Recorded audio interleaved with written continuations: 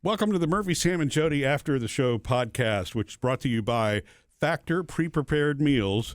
It's easy to do, and Sam's got a discount code for you at the end of the podcast. It's Friday, so we are going to dig into your emails and comments and questions from murphysamandjodi.com, from Instagram, Facebook, all of that good stuff. So let's go straight to Facebook comments. Let's do it. This came in just a little while ago from Marlissa. Good morning and happy Friday. Regarding first date impressions, which we were talking about what a date notices about you right away. It doesn't necessarily mean it's a first date, but oftentimes it is. It's like, what do they notice about you first once they're sitting across from you for an actual time together? Yeah. First date is when you're really in the assessment mode, huh? I guess so, right. She says, I watch closely how they treat our server. Is he kind? Does he tip well? Does he make it a pleasure for the server to serve us? If he's rude to the server in front of me, it's a no-go. But bonus points for you if you are kind in those situations, even if a server is rude. So, wow, Marlissa, I never even thought of that. Everything is a tell at that. You know what I mean? Everything. Yeah. Can you imagine someone losing their cool with a server on a first date? On a first date. I mean, that's that's almost like, hey, let me go to the bathroom and you don't come back. Right. Everything is a tell. In those first situations with people, you're making assumptions. You are forming your opinion about a person. That's why it's nerve-wracking. Great observation on her part, though, because we tend to think first impression, how do we see when we're sizing somebody up? But any interaction like that is going to be telling, right? Mm-hmm. That's why they say that actions are stronger than words, because that's what defines you. Yeah, They do. Thank you for that. We have this that came in from Leslie to our website. She says, hey, so excited that you marked Leslie and Elizabeth Day. This was for Keep the Wow Wednesday this week. I caught it on the podcast. Oh, cool. At 2:45 p.m. England time and surprised Elizabeth with it on her way to work. This was the story of like her sister. They're, different parts of the world, but they're close. And her Keep the Wow is how close that they are, because they're 14 years apart in age. Yeah. Remember that? Anyway, oceans and time zones are no match for our full hearts. You guys broke those barriers.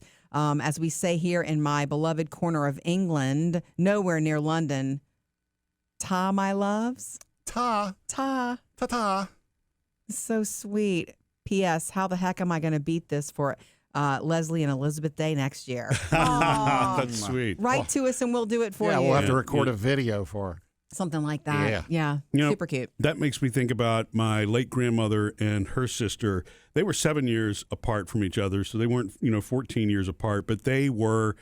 So, like when her sister was much younger, she, brought her everywhere. I don't want to say she mothered her. That's really the wrong word, but you know what I mean? I remember your grandmother Heidi saying she was my baby. Yeah, and that's the way that she referred to her sister Betty, is that was, Betty was my baby. But as they got older, I mean, they were absolutely each other's best friend and tight. And you don't, the 7-year difference didn't make a difference. And that's not a guarantee. No, not all it's siblings are that way. If Right. that happens in life, it's a blessing. Yeah. Right? It's magic, but you don't get that guarantee. When her sister was diagnosed with pancreatic cancer, her sister died, 12 years before she did, I guess. I'm going to get the math wrong in that. But she was 80. My grandmother was 84 when her sister was diagnosed. And so she drove her every day for her radiation treatments that she was getting.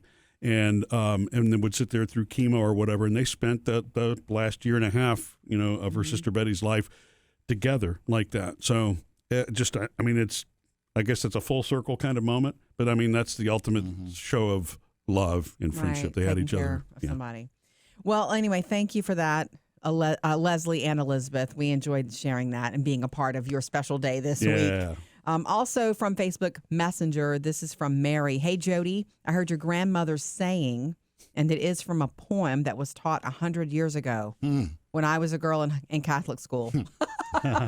So this was a few weeks back. She must have caught this on a podcast also. I'd said one of the things that my grandmother always said when we were little growing up, and I never understood it until I was older. She said, you need to keep your words sweet because one day you may have to eat them.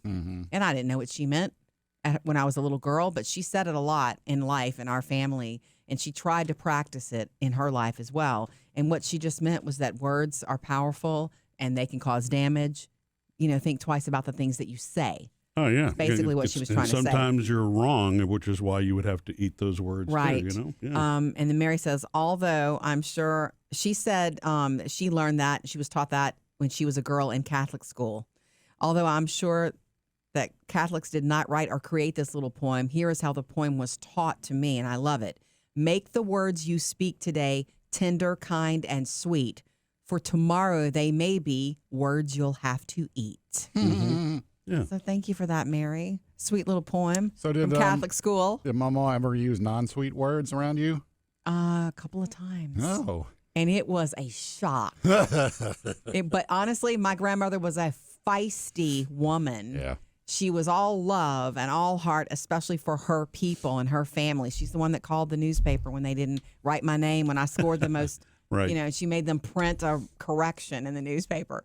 But a couple of times when she was, it was in public with somebody that was being ugly to us, and she shot back at them, and I was like, what had just happened to my grandmother? She told somebody where they could go. And I couldn't believe Was it up or down? It was you don't have to answer that. Yeah. But, later she was upset about it, and she was upset that she acted that way in front of me. Oh. But she meant it too, though. It was somebody that was being really rude to us in public. Okay, from our Instagram page, we had shared, and this topic is just so hot. Everybody's got something to say about it, especially those who've been divorced.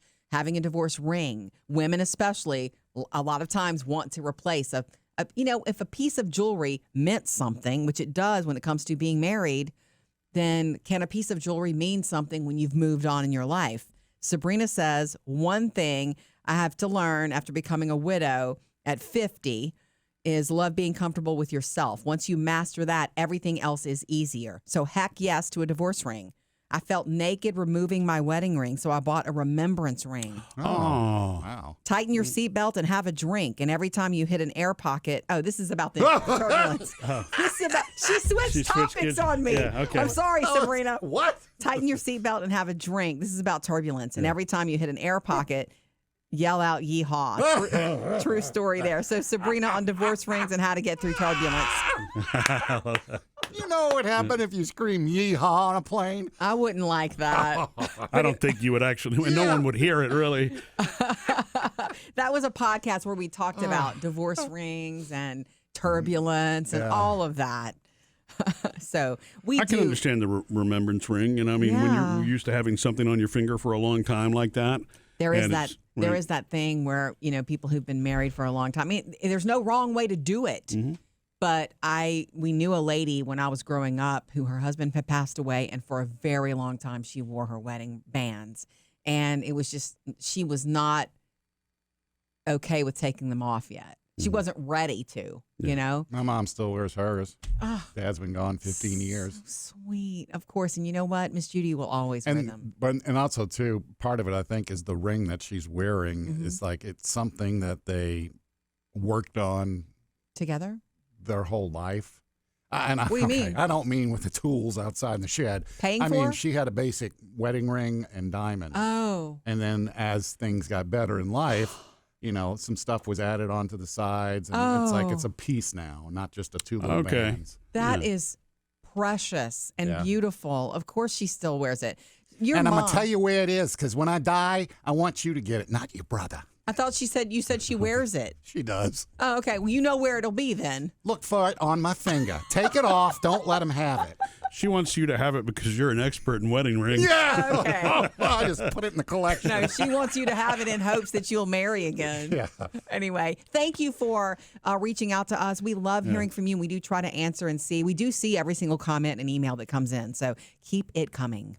And this podcast is brought to you by Factor Pre-Prepared Meals. Yeah, since we've been talking about Factor, I had a neighbor stop me and ask me, are these things really healthy? Factor meals. Can be. And it's like, well, yeah, they're dietitian approved. I mean, they're created by chefs, but dietitian approved. So, you got the experts working on it. So it's going to be healthy. And if to get you a balance of nutrients. like the cauliflower rice, not rice, cauliflower rice. Yeah, that's a healthy thing to me. It is, and vegetable. They don't over serve you. It's not like portions and a half. It's enough to satisfy you, and it works. I mean, look at me. I'm used to eating a little more, and it's satisfied me every time. And, of course, if you remember, with Factor, there's no prepping, there's no cooking, there's no cleaning up. You get the meals delivered to your doorstep, you put them in the microwave for 2 minutes, and you've got a wonderful dinner, which is dietitian approved. Nice. Right now, you can order these for 50% off at factormeals.com with the code MSJ50. That's MSJ50, factormeals.com. That'll get you 50% off your first box, and then also they're going to throw in 20% off your next box.